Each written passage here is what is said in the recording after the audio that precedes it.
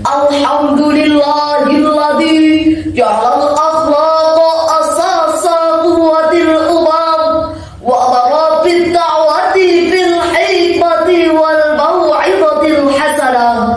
Wassalatu wassalamu ala nabiyyina Muhammadin alladzi da'a ilal wahdati wat tasabu amma ba'd. Salatullahi wa salam ala man uhiyal Qur'an.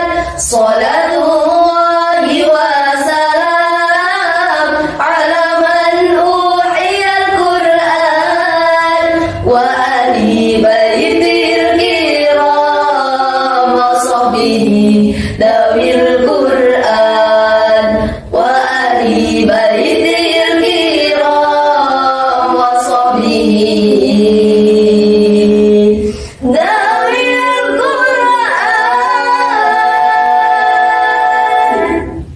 Dewan Hakim yang arif dan bijaksana, hadirin yang kami banggakan. Di Indonesia beragam suku hidup bersama, namun kini persatuan diuji oleh politik kotor tak berhati nurani. Sejarah mencatat pada era reformasi tahun 98, krisis moneter menghantam negara Indonesia yang menyebabkan nilai rupiah jatuh terpuruk, harga pokok yang melonjak tinggi, rakyat kecil menjerit mati. Perpecahan terjadi karena kepemimpinan goyah tanpa kejujuran, janji pemimpin tinggal kata, budaya kita pun semakin pudar, tergilas tren yang semakin liar. Maka Islam hadir sebagai rahmat, mengajarkan persatuan dan akhlakul karimah. Dalam Ajang Bufi 2025, kami hadir dengan syarahan Al-Quran yang berjudul Mewujudkan NKRI Harmoni dengan Dakwah Islam dan Politik Beretika. Sebagai landasan pembahasan, mari kita renungkan firman Allah dalam Al-Quran Surah An-Nisa ayat 58. A'udzu billahi minasy syaithanir rajim. Bismillahirrahmanirrahim.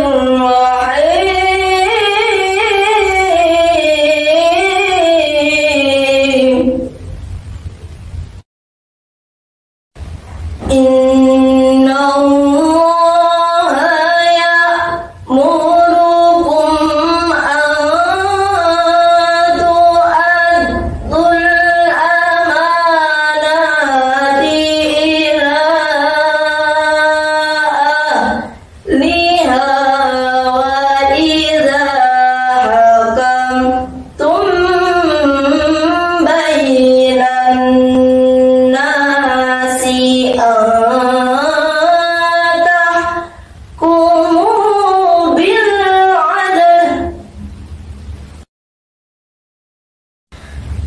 Inna Allaha ni'ma ya'idukum bih. Inna Allaha kana sami'an basira. Hamba berlindung kepada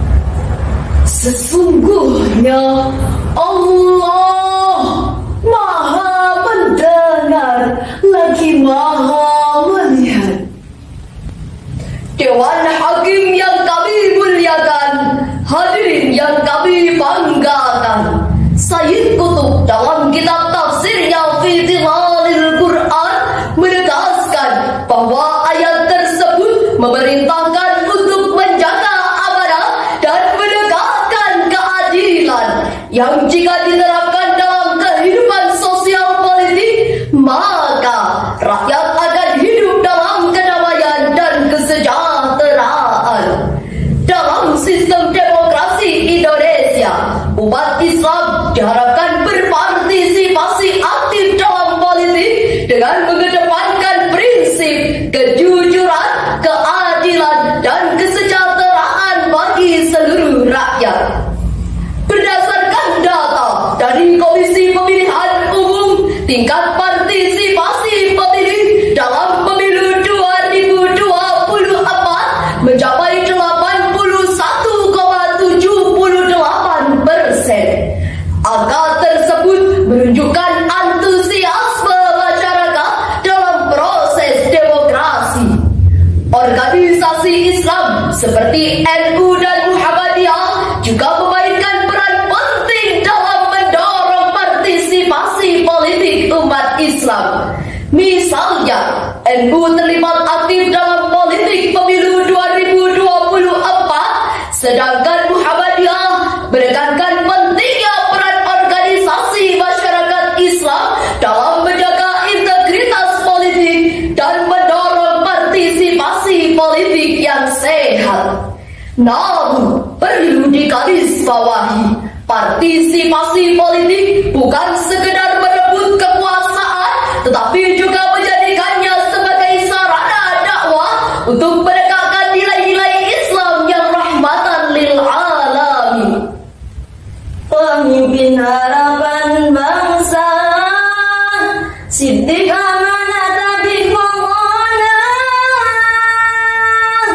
bukan harapan palsu atau janji manis ya rakyat nanti. Jangan biarkan Indonesia hancur.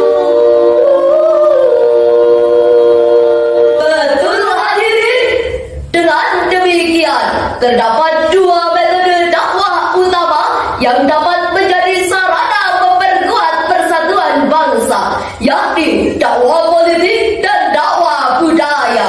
Rasulullah Sallallahu Alaihi Wasallam bersabda, Idza usida al-amru ila ghairi ahlihi fa'tadiris sa'ah. apabila urusan diserahkan kepada yang bukan ahlinya, maka tunggulah kehancurannya.